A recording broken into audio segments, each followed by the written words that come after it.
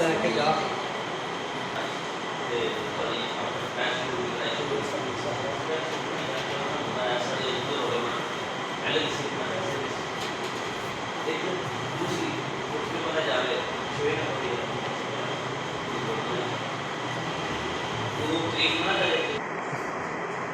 आओ मिलकर गमे हुसैन मनाएं, ला इलाहा की बुनियाद हुसैन है।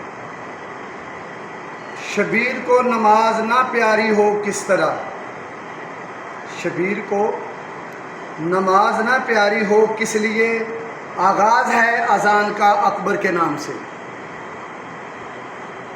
अज़ान अली अकबर मस्जिद व इमाम बारगाह, आगाज़ मजलिस 3 बजे, अज़ान अली अकबर 3:45 पर होगी।